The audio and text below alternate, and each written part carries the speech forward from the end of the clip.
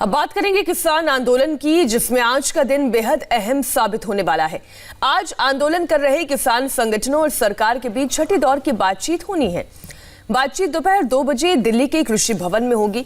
पिछले 35 दिनों से दिल्ली की सर्दी में बॉर्डर पर बैठे किसान अपनी जिद पर अड़े हैं। तीनों कृषि कानून वापस लेने की मांग पर अड़े हैं। कल भी किसानों ने सरकार को चिट्ठी लिखकर अपनी मांगों को दोहराया।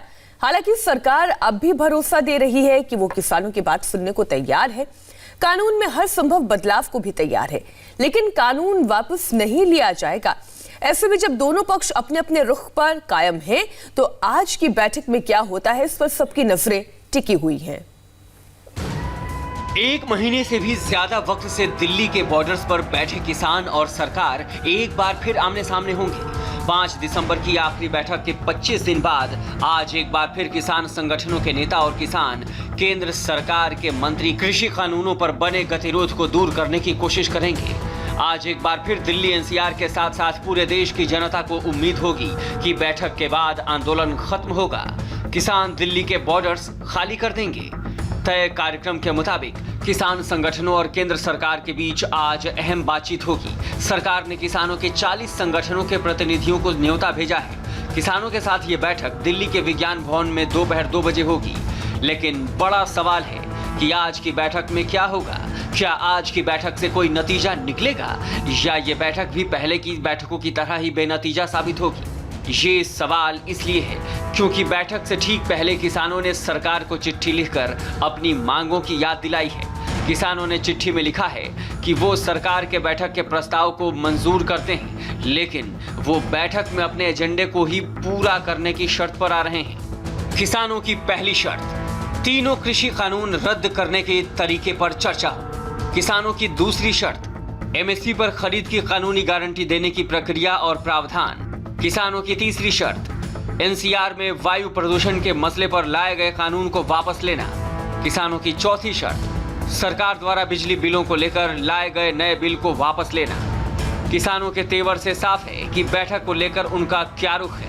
तभी तो बैठक से पहले लेफ्ट नेता और ऑल इंडिया किसान सभा के महासचिव हन्नान मुल्लाह ने साफ साफ बता दिया है कि अगर सरकार ने किसानों की बात मान ली तो किसान क्या करेंगे, और अगर सरकार ने उनकी मांगे नहीं मानी तो किसान क्या करेंगे।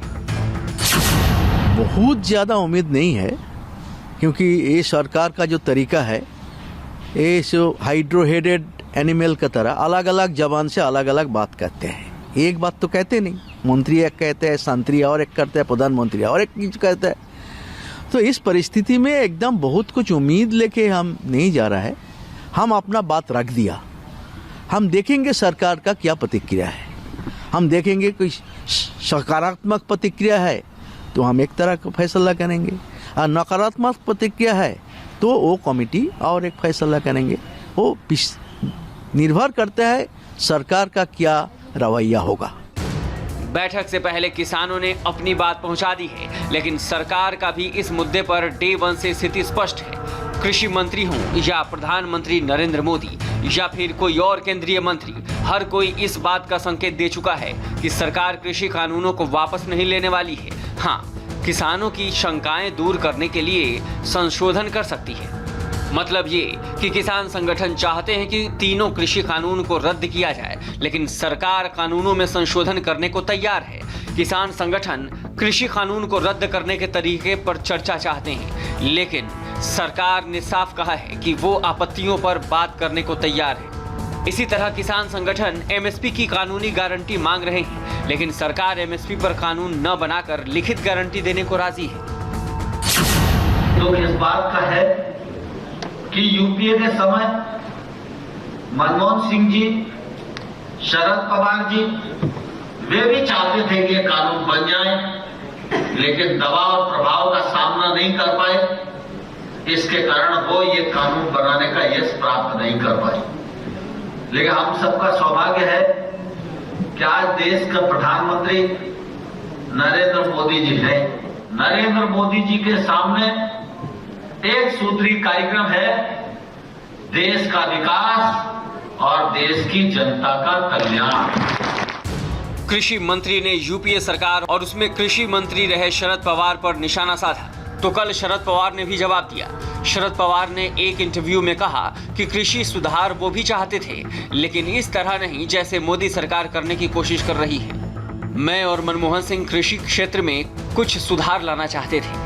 उस समय कृषि मंत्रालय ने सभी राज्यों के कृषि मंत्रियों और सेक्टर के एक्सपर्ट्स के साथ प्रस्तावित सुधारों पर काफी समय तक बातचीत की। कुछ राज्यों के इस बारे में कुछ मजबूत ऑब्जेक्शन थे। आखिरी फैसला लेने से पहले कृषि मंत्रालय ने फिर से राज्य सरकारों से उनकी राय मांगी थी, लेकिन इस बार केंद्र ने न तो राज्यों से सलाह ली और न ही इन बिलों को तैयार करने से पहले राज्य के कृषि मंत्रियों के साथ बैठक की। उन्होंने संसद में अपनी ताकत के बल पर बिलों को पारित कर लिया। इसीलिए ये सभी समस्याएं शुरू हुई हैं। अगर राज्य सरकारों को भरोसे में लिया गया होता तो ऐसे हालात नहीं बनते। किसान परेशान हैं कि ये कानून एमएसपी सिस्टम को खत्म कर देंगे। सरकार को इन चिंताओं को दूर करने के लिए कुछ करने की जरूरत है। इसके साथ ही शरद पवार ने केंद्र सरकार को सीधी चेतावनी देते हुए कहा कि अगर 30 दिसंबर की मीटिंग में सरकार पीछे नहीं हटी तो विपक्षी पार्टियां अगली रणनीति पर काम शुरू कर देंगी। मतलब साफ है, किसान आंदोलन के लिए विरोधी दलों ने नए साल की तैयारी कर ली है। नरमी सिर्फ इस बात पे बरती गई है कि सरकार से बातचीत होगी, लेकिन जो उनके मुख्य बातें हैं, उनके मांगों की खास तौर पर पहली जो मांग है कि तीनों कृषि कानूनों पर बातचीत होगी, उसके बाद एमएसपी को कानून बनाया जाए। तो ये मुद्दे जो हैं, ये मुद्दे किसानों की तरफ से रखे ही गए हैं। इन मुद्दों पर किसी भी मुद्दे पर किसान पीछे हटने को तैयार नहीं है। ऐसे में उनका यही कहना है कि जब तक इन मुद्दों पर बातचीत शुरू होगी, सबसे पहले जो बातचीत शुरू होगी वो कृषि कानूनों पर ही होगी। उसके अलावा कोई ज्यादा बातचीत उनकी तरफ से नहीं की जानी है। तो सबसे जो मुख्य मुद्दा है वो कृषि कानूनों को लेकर बातचीत का है और उसको लेकर कोई नरमी जो है वो किसानों की तरफ से नहीं है। वो अपनी बात पर अड़े हुए हैं कि जब तक इन पर बातचीत नहीं होगी और जब तक इन्हें वापस नहीं लिया जाएगा तब तक आंदोलन वापस नहीं होगा।